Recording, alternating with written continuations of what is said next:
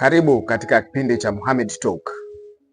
Taarifa kuhusu Nemesio Oseguera Cervantes anayejulikana kama El Macho, kiongozi wa genge hatari la Jalisco New Generation Cartel CJNG, zimekuwa zikienea kwa muda sasa, ingawa mamlaka rasmi mara nyingi zimekuwa makini kuthibitisha hii kutokana na usiri mkubwa wa genge hilo. Hata hivyo, iliyoitaja ni ya kweli na ni ya msingi sana.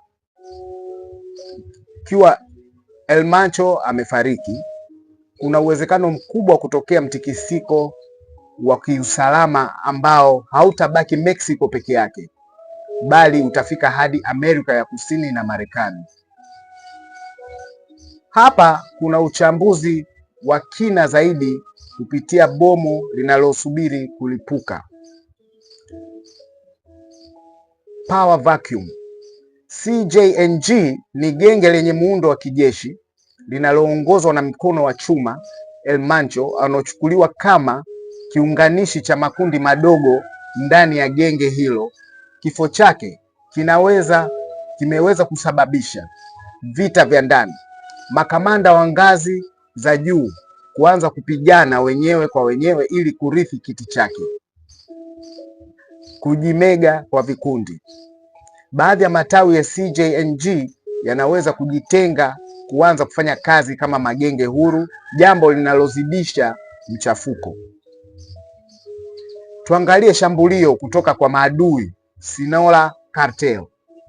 Genge la Sinaloa linakiongozwa na watoto wa El Chapo, Los Chapitos na El Ismael, El Mayo na Zambada. Zimekuwa kama kwenye vita vya muda mrefu sana hapo CJNG. Sinaloa wanatumia udhaifu wowote wa uongozi ndani ya CJNG kujaribu kurudisha maeneo ya plazas waliopoteza. Hii inamaanisha ongezeko la mauaji katika miji muhimu ya mpaka wa Mexico na Marekani.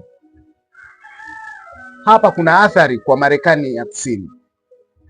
CJNG haina nguvu Mexico peke yake, ila ina mikataba mikubwa huko Colombia, Ecuador na Peru kwa ajili ya ununuzi wa coca. Ecuador ni nchi tayari ipo kwenye hali ya hatari kutokana na ndani yanayofanya kazi ya CJNG na Sinaloa. Kifo cha El Macho kinaweza